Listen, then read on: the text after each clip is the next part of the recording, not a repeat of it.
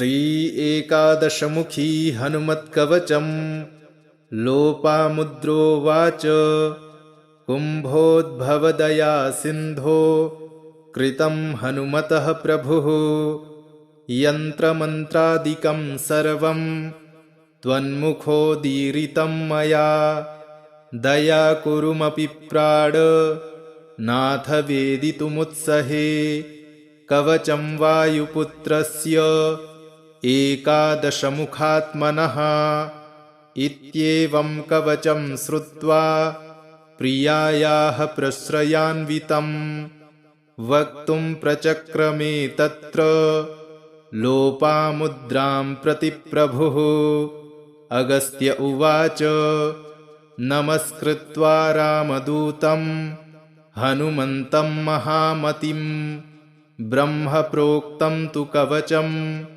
शृणु सुन्दरि सादरात् सनन्दनाय च महच्चतुराननभाषितं कवचं कामदं दिव्यं रक्षः कुलनिबर्हणं सर्वसम्पत्प्रदं पुण्यं मत्यनां मधुरस्वरे विनियोगः। ॐ अस्य श्री एकादशमुखी हनुमत्कवचमन्त्रस्य सनन्दन ऋषिः प्रसन्नात्मा एकादशमुखी श्री हनुमान् देवता अनुष्टुप् छन्दः वायुसुतबीजं मम सकलकार्यार्थे प्रमुखतः मम प्राणशक्तिवर्धनार्थे पाठे विनियोगः। अथ हृदयादिन्यासः। ॐ स्फीं हृदयाय नमः। ॐ स्फीं शिरसे स्वाहा। ॐ स्फीं शिखायै वषट्। ॐ स्फीं कवचाय हुं। ॐ स्फीं नेत्रत्रयाय वौषट्। ॐ स्फीं कवचाय हुं। अथ करन्यासः। ॐ स्फीं बीजशक्तिधृक्पातु शिरो मे पवनात्मजा अङ्गुष्ठाभ्यां नमः। ॐ क्रौं बीजात्मानथनयोः पातु मां वानरेश्वरः तर्जनीभ्यां नमः।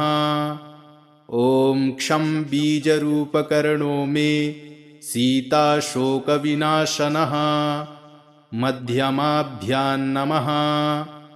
ॐ ग्लौं बीजवाच्यो नासां मे लक्ष्मणप्राणदायकः अनामिकाभ्यां नमः। ॐ बं बीजार्थश्च कण्ठं मे अक्षयक्षयकारकः कनिष्ठिकाभ्यां नमः। ॐ रामबीजवाच्यो हृदयं पातु मे कपिनायकः करतलकरपृष्ठाभ्यां नमः। अथ कवचम्। ॐ वं बीजकीर्तितः पातु बाहु मे चाञ्जनीसुतः।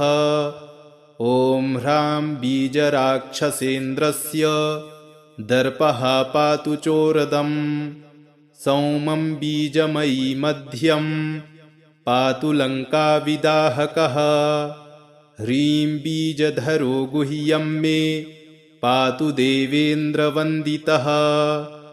रं बीजात्मा सदा पातु चोरु मे वार्धिलङ्घनः।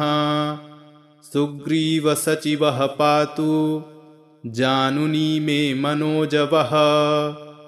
आपाद्मस्तकं पातु रामदूतो महाबलः। पूर्वे वानरवक्त्रो मां चाग्नेयां क्षत्रियान्तकृत्। दक्षिणे नारसिंहस्तु नैऋत्यां गणनायकः। वारुण्यां दिशि मामख्यात् खगवक्त्रो हरीश्वरः। वायव्यां भैरवमुखः कौवेर्यां पातु मे सदा।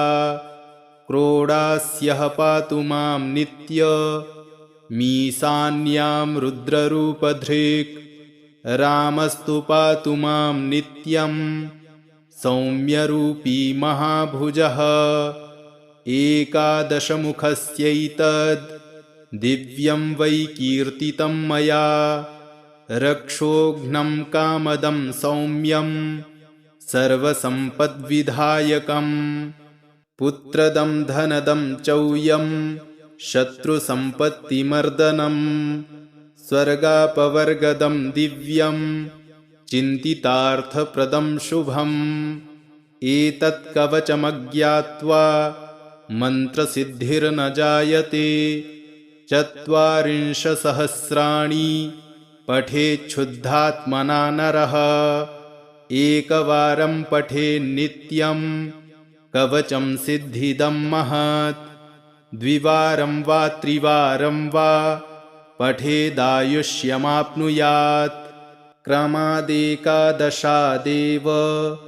मा वर्तनकृतात् सुधीः वर्षान्ते दर्शनं साक्षाल्लभते नात्र संशयः यं यं चिन्तयते कामं तं तं प्राप्नोति पूरुषः ब्रह्मोदीप्तिमेताद्धि तवाग्रे कथितं महत् इत्येवमुक्त्वा कवचं महर्षिस्तूष्णीव भुवेन्दुमुखी निरीक्ष्य संहृष्टचितापि तदा तदीय पादौ ननामाति मुदा स्वभर्तुः इति श्री एकादशमुखी श्रीहनुमत्कवचं सम्पूर्णम्।